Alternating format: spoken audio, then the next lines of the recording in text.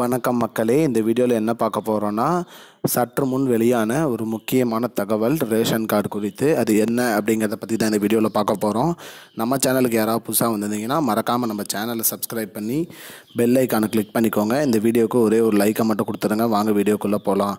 அதாவது ration card குறித்த முக்கிய தகவல் என்ன அப்படின்னு பார்த்தீங்கன்னா, நம்மளுடைய அமைச்சர் திரு சக்கரபாணி அவர்கள் என்ன கூறியிருக்காருன்னு பார்த்தீங்கன்னா, ரேஷன் கார்டு கொடுத்து பொருள் வாங்கும்போது பயோமெட்ரிக் அப்டேட்டில் ஏதாவது ப்ராப்ளம் வந்துச்சுன்னா, ஒருவேளை உங்களோட விரல் ரேகை சரியாக பதியலை, கார்டு கரெக்டாக ஸ்கேன் ஆகலை, அந்த மாதிரி சொல்லி உங்களுக்கு பொருள் வழங்குறதுல ஏதாவது தாமதம் பண்ணாங்கன்னா, நீங்கள் அவங்க கிட்ட அரசாங்க முறைப்படி எனக்கு பொருள் கொடுக்கணும் அப்படிங்கிற மாதிரி சொல்லி கேட்டுக்கலாம். அதே மாதிரி ரேஷன் கடை ஊழியர்களும் பொருள் உங்களுக்கு வழங்குவாங்க. அவங்க கிட்ட நீங்கள் கேட்டு உங்களுடைய பொருளை நீங்கள் வாங்கிக்கலாம். பொருள் கொடுக்கறதுல ஏதாவது தாமதம் பண்ணுறாங்க, இது பண்ணுறாங்கன்னா, நீங்கள் புகார் அளிக்கிறதுக்கு புகார் எண்ணு ஒன்று கொடுத்துருக்காங்க. அந்த புகார் எண்ணு என்ன அப்படிங்கிறத நான் டிஸ்கிரிப்ஷனில் கொடுக்குறேன். நீங்கள் அதை பார்த்துக்கோங்க. டிஸ்பிளேலையும் நான் போடுறேன், நீங்கள் அதையும் செக் பண்ணிக்கோங்க.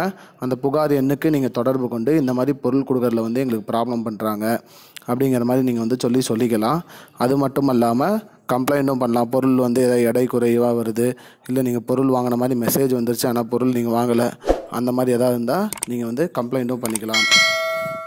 மேற்கொண்டு ரேஷன் கார்டு குறித்த ஏதாவது புகார் இருந்தால் அந்த எண்ணுக்கு நீங்கள் தொடர்பு கொண்டு அதில் நீங்கள் பேசலாம். இந்த மாதிரி எங்களுக்கு பொருள் கொடுக்கறதுல தாமதம் பண்ணுறாங்க, பொருள் இல்லைன்னு சொல்கிறாங்க, எதாக இருந்தாலும் நீங்கள் அந்த எண்ணுக்கு கால் பண்ணி உங்களுடைய புகார்களை தெரிவிக்கலாம். அது மட்டும் இல்லாமல் ரேஷன் கார்டுக்கு குறித்த பொருட்கள் வழங்குறதுல ஏதாவது தாமதம், இடையில் ஏதாவது குறைபாடுகள் இருந்தாலும் நீங்கள் அந்த எண்ணுக்கு தொடர்பு கொண்டு கம்ப்ளைண்ட் பண்ணலான்னு சொல்லியிருக்காங்க.